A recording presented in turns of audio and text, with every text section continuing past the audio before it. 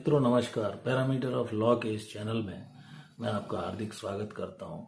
इस चैनल के माध्यम से मैं डिफरेंट कानूनी बिंदुओं को स्पष्ट कर रहा हूं। आज का विषय है, कई बार पत्नी पति को बोलती है कि ना तो मैं साथ में रहूंगी और न तलाक दूंगी।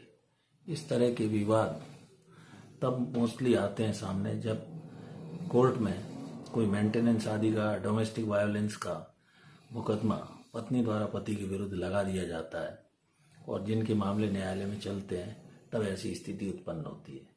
तो मेरा आपसे यही निवेदन है कि यदि अभी आप इस चैनल पर नए और आपने इस मेरे चैनल पैरामीटर ऑफ लॉ को सब्सक्राइब नहीं किया है तो सबसे पहले सब्सक्राइब कर लें, जिससे आने वाले नए नए लीगल वीडियोस नोटिफिकेशन आपको जानकारियाँ मिलती रहें। दूसरे, इस वीडियो को एस्केप न करें, शुरू से अंत तक अवश्य देखें। तो मुख्य वीडियो का जो विषय है उस पर आता हूँ। जब कई बार पत्नियां मेंटेनेंस का दावा लगा देती हैं तो इसमें सबसे पहला प्रश्न उनको ये लगता है कि हमें जीवन भर मेंटेनेंस मिलता रहेगा और हम आराम से अपना जीवन की गुजर बसर करेंगे। प्रश्न ये उठता है कि क्या मेंटेनेंस से किसी भी महिला का जीवन आसानी से चल सकता है। ये एक सोचने का विषय है जो कई लोगों को समझ में नहीं आता और उस बहकावे में किसी परिवार के लोगों के, मायके वालों के, किसी मित्र के या उनकी सहेली के बहकावे में आकर वो इस तरह का स्टेप उठा लेती हैं।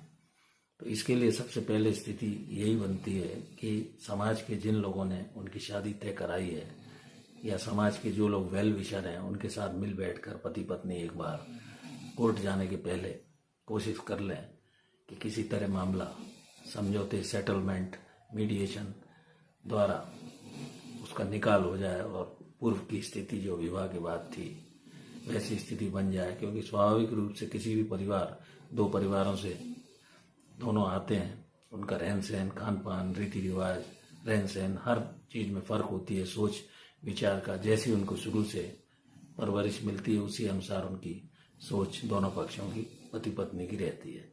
तो इसके लिए सबसे पहला उत्तम तरीका यही है कि कोशिश सबसे पहले यही रहे कि मिल बैठकर किसी तरह समाज के लोगों के प्रेशर में मान मनोबल से बात बन जाए, छोटी मोटी बातों, घटानों को समाप्त कर दिया जाए, किसी तरह के तनाव में न रहा जाए और अपनी दोनों की जिंदगी अच्छे से गुजारी जाए।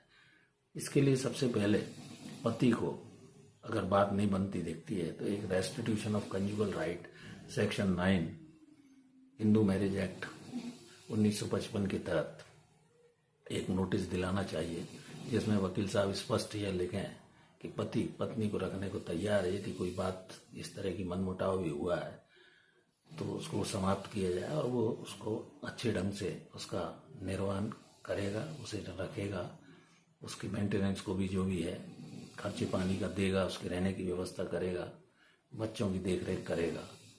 यदि इस पर भी पत्नी नहीं आती है और मन ये बन गया है कि अब और कोई विचार विकल्प नहीं रह गया है, नेक्स्ट दोनों ने मन बना लिया है कि हमको डाइवोर्स ही लेना है, तो इसके लिए दो तरह के डाइवोर्स मैंने अलग से भी इस पर वीडियो बनाए हुए हैं। पहला है डाइवोर्स बाय म्यूचुअल कंसेंट और दूसरा है contested divorce. Divorce by mutual consent में पति पत्नी दोनों जब सहमत हो जाते हैं कि हमको सहमति से तलाक लेना है तो दोनों के द्वारा ज्वाइंट पिटीशन कोर्ट में लगाई जाती है। शादी के 1 साल बाद प्रस्तुत होती है तथा 6 महीने का उसमें कूलिंग पीरियड रहता है 2 स्टेजेस पे। ये म्यूचुअल डाइवोर्स कोर्ट भी सामान्यतः कोशिश करती है किसी तरह का सेटलमेंट, मीडिएशन हो जाए, उनमें झगड़ा समाप्त हो जाए और सुलह होने पर बात बन जाए और वे एक साथ अपना जीवन भविष्य का अच्छे से निर्वहन करें। यदि मामला किसी भी तरह नहीं बनता है तो कंटेस्टेड डाइवोर्स के कई ग्राउंड्स दिए गए हैं, जैसे क्रूएल्टी है, इम्पोर्टेंसी है, उसके अलावा 7 साल से उसका कोई अता पता नहीं है, जीवित नहीं है। इन सब आधारों पर, या लेप्रोसी हो गई या कोई ऐसी विनरल डिजीज हो गई जो ठीक नहीं हो सकती है और उन आधारों पर एक दूसरे से एक साथ नहीं रहना चाहते हैं, वे तलाक लेना चाहते हैं, तो चाहे पति हो या पत्नी हो, कंटेस्टेड ग्राउंड के आधार पर न्यायालय के समक्ष तलाक का दावा लगा सकते हैं। पूरा मेरिट्स पर उसमें निराकरण होगा। उसमें भी न्यायालय का सबसे पहले यही प्रयास होगा कि कंसिलेशन, सेटलमेंट या समझौते के माध्यम से यदि दोनों पक्ष तैयार हैं तो उसका निराकरण हो जाए। यदि नहीं किसी तरह होता है तो अंततः डाइवोर्स की डिग्री ग्रांट कर दी जाती है। तो सबसे पहले अगर इस तरह की धमकी पत्नी द्वारा दी जाती है, ना साथ रहूंगी ना तलाक लूंगी, इसके लिए यही किया जाए कि समाज के लोगों से सबसे पहले अच्छी पहल की जाए और प्रयास किया जाए कि मामला किसी भी तरह की जो मनमुटाव या गठान या किसी तरह की आपसी इतनी बात बढ़ गई है कि एक दूसरे के साथ रहने को तैयार नहीं है, तो उसमें समझौता करके प्रयास किया जाए कि मामला सुलझ जाए। और बहुत सारे मामले ऐसे हैं, न्यायालय का भी यही प्रयास रहता है, अधिवक्ताओं का भी यही प्रयास रहता है ऐसे फैमिली मैटर्स में, डिस्प्यूट में, कि मामला ठीक ठाक हो जाए और उनका पारिवारिक जीवन सुखमय और अच्छा व्यतीत हो। मैंने अलग से भी इन विषयों पर कई वीडियो डाले हुए हैं जिन्हें आप इस चैनल पर देख सकते हैं।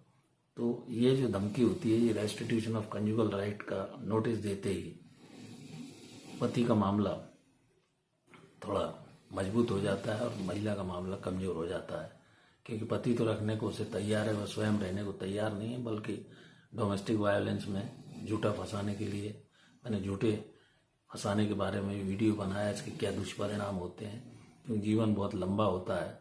किसी भी भावावेश में और गलती से आप किसी के बहकावे में आकर इस तरह का जो निर्णय महिलाएं कई बार ले लेती हैं, उससे दोनों का परिवार खराब हो जाता है, बच्चों की जिंदगी खराब हो जाती है। परिवार में छोटा मोटा वाद विवाद कलह कभी हो भी जाता है तो उसे भूल जाना चाहिए, उसको ईगो और का विषय न बनाया जाए और भविष्य में इस तरह की घटनाएं ना हो, ऐसा प्रयास दोनों वर वधु पक्ष की ओर से किया जाना चाहिए। घर वालों को भी उन्हें समझाना चाहिए तथा समाज के लोग बिठाल कर इसका निकाल किया जा सकता है।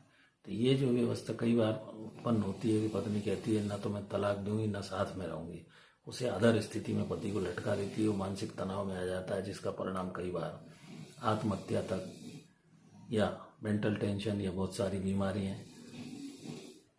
समाज में मुंह दिखाने लायक नहीं, रिश्तेदार भी ताना मारते हैं, समाज में इनकी स्थिति दोनों ही पक्षों की खराब होती है।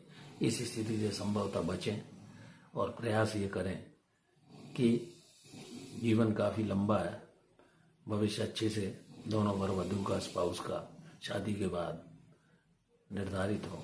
इसी के लिए ये शादी हिंदू विवाह में, हिंदू माइथोलॉजी के अनुसार सप्तसती आग के सामने फेरे लेकर 7 वचनों के साथ इस रीति को निभाया जाता है। दोनों मेजर होते हैं, कंसेंटेड होते हैं, किसी तरह की उनको कोई रोग, मानसिक पागलपन वगैरह ना हो, मेजर लोगों की शादी होती है, सपिंडा नहीं हो, ये सब उसकी वैलिड एसेंशियल कंडीशन पर भी मैंने अलग से एक वीडियो बनाया हुआ है। तो मेरा यही सुझाव है कि अच्छे से भविष्य आपका कपल का निकले, छोटी मोटी बातों को अवॉइड करें तथा भविष्य में अच्छे से रहने का प्रण लें और अपना भविष्य का जो जीवन बचा हुआ है, छोटा सा जीवन है, अच्छे ढंग से व्यतीत करें। Thank you for watching this video. यदि ये मेरा वीडियो अच्छा लगे तो इसे प्लीज़ लाइक शेयर अवश्य करें। नमस्कार।